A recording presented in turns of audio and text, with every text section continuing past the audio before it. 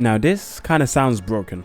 Hey guys, Nova Bullshit here, welcome back to our channel, and today we got another topic as we've gone through another day of Monster Hunter news for Gamescom, which has been pretty damn cool. We did another live stream and we actually saw some Dual Blades gameplay today, so I want to talk about Dual Blades. Just briefly, I want to apologize. In the Gunlance video, the audio wasn't too pronounced. There was a bit of cut-offs and I'll try to make sure that doesn't happen again. Now, a bit more of just intro. If you think my opinions are wrong, that's totally fine. You know, you can tell me in the comments, say, Nova, you know, what you said doesn't make sense, or Nova, what you said maybe is too harsh, blah, blah, blah.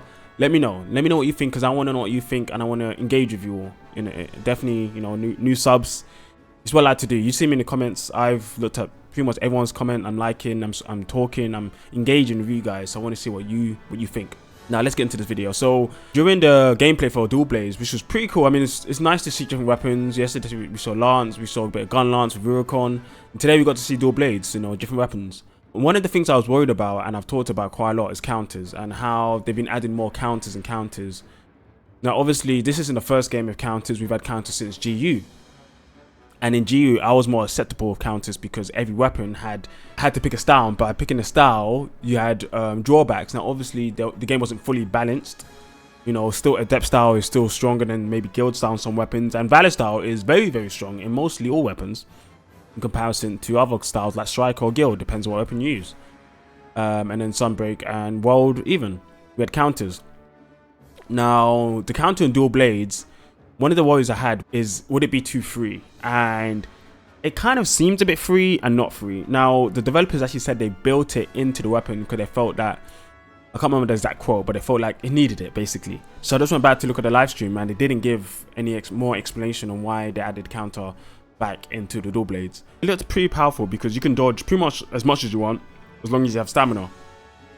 Now, in the video that you're seeing now, the stamina did actually decrease quite fast. It wasn't like he had a lot of stamina to keep on doing it, but I'm pretty sure there is going to be many ways to get your stamina quite high. There's a lot of skills, concentration, marathon runner, stamina recovery. I'm just imagining someone running all those skills, running Evade 5, however much evade you can get, evade distance, and be able to just dodge through quite a lot and also hit at the same time. If that's going to be broken, I don't know yet. No one can know, but it just seems a bit egregious and a bit much. Obviously, this is before the game comes out, so I could be totally wrong. But it just kind of makes me think, how did they decide where to add these certain things to?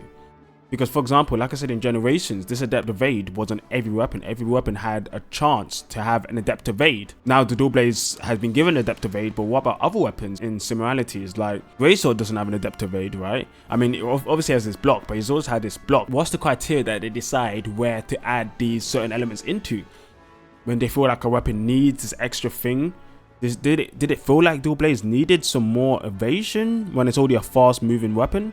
And some of the drawbacks of having a weapon of this type is that you don't have a shield, and since you don't have a shield, but you have two short and really small weapons, you're able to move faster, but you don't have a way to block.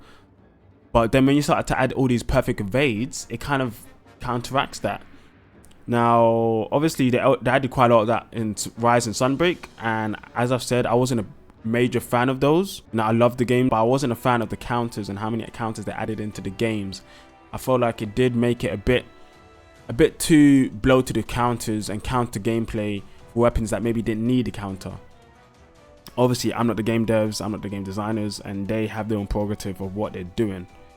But it makes me really think of how they are going about this all in general, overall. But, you know, maybe you guys down below can give me your opinion on what you think about this. Am I overblowing it? Is this not a problem? Is it not broken? Will it be broken? I'm not sure. What is the criteria that they decide to add these counters to? These evade counters, and evade counters are super, super strong. So yeah, I want to hear from you guys. Let me know what you think down below. And yeah, if you enjoyed the video, you know, subscribe, like down below. Comment down below and like the video, and hope you guys have a good day. All right, this is Nova out. Catch you guys next time. See ya.